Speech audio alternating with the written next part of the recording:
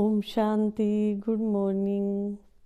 जैसे कि हम दुनिया में देखते हैं कि कोई कितना अमीर होता है, बड़ा होता है, तो उसकी पर्सनैलिटी से ही पता चलता है कि ये बहुत अमीर है। और अगर कोई गरीब होता है तो उसकी पर्सनैलिटी से ही पता चलता है कि ये गरीब है। तो परमात्मा कहते एक होती है रूहानी पर्सनैलिटी और दूसरी होती है जिस्मानी पर्सनैलिटी। तो हमें देखना है कि हमारी रूहानी पर्सनैलिटी जो है कैसे दिखाई देती है। वो दिखाई देती है हमारे चेहरे से और हमारी चलन से।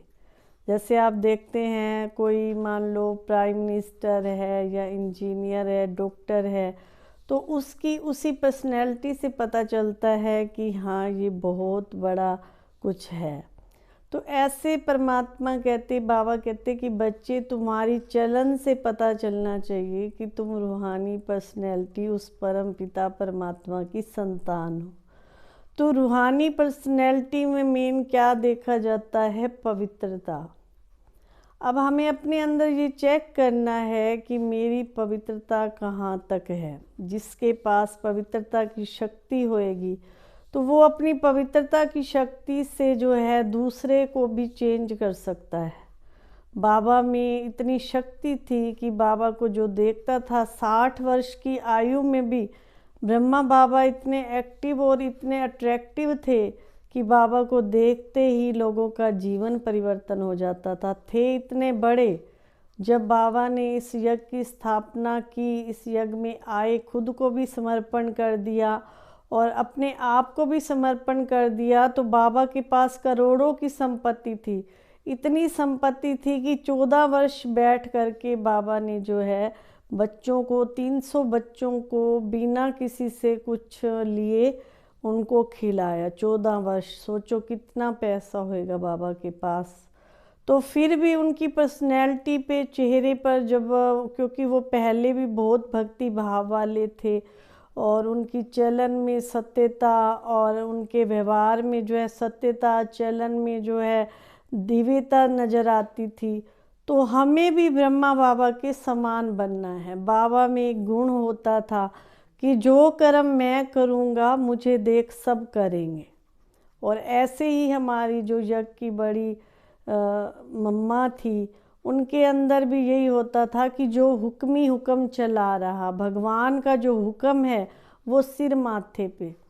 तो हम देखें कि हमारी पर्सनैलिटी ऐसे है कि जो हमें देख करके दूसरों को सुख मिले।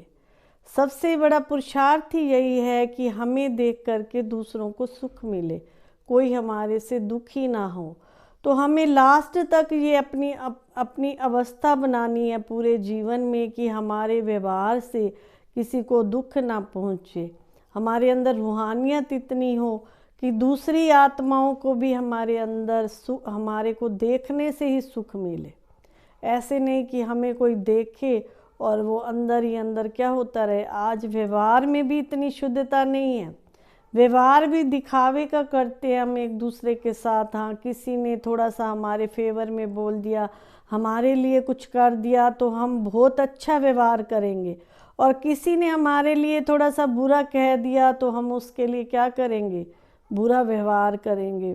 कल भी हमारे जो संस्था के बड़े हैं दादी जानकी जी, तो उनकी क्लास में सुन रही थी, तो उसमें भी देखो दादी जी के आगे एक बहन आई, वो बहुत कुछ बोलती गई, लेकिन दादी जी ने तो जैसे कुछ सुना ही नहीं, ऐसे बैठे रहे। और फिर जो है उसको जाते समय एक सेब दे दिया। तो पास में जो बहन बैठे थे उन्होंने कहा, दादी आपने सुना वो क्या क्या बोल करके गई है? तो दादी जी ने कहा, मैंने तो सुना ही नहीं, मैं तो बाबा के साथ बैठी थी, इतनी मस्त होके बैठी थी और बाबा से ही दृष्टि ले रही थी और उस आत्मा को दे रही थी। तो सोचो कितना बड़ा पुरुषार्थ है ये, कितना बड़ा पुरुषार्थ है कि हमें कोई गालियां भी दे करके चला जाए, कुछ बोल के भी चला जाए और हम सुने भी ना। इतना बड़ा पुरुषार्थ हमारे को चाहिए। तो ऐसी अवस्था तब बनती है जब उस परमात्मा के साथ अच्छे से कनेक्शन होता है, उसके साथ हम बातें करते हैं, सुनते हुए भी, जिसको बाबा कहते हैं ना सुनो, मतलब देखते हुए भी ना देखो। कई बार ऐसे होता है ना, हमारे से कोई पूछता है कि तुमने वो देखा, हम कहते मैंने तो नहीं देखा, चाहे वो मेरे पास से गई है। तो ऐसी अवस्था हमको बनानी है, ऐसे नहीं कि अच्छी बातों को तो हम अंदर लेते जाएं।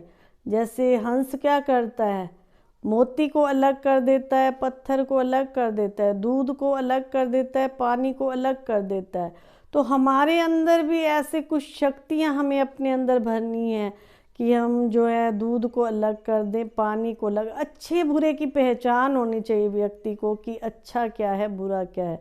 जब इसकी पहचान हम करते जाएंगे तो रूहानी पर्सनैलिटी हमारे अंदर अपने आप आती जाएगी। हमारे चेहरे से ही दिव्यता दूसरों को झलकेगी कि हाँ, ये बहुत ऐसे ऊंचे पुरुषार्थ वाली आत्मा है।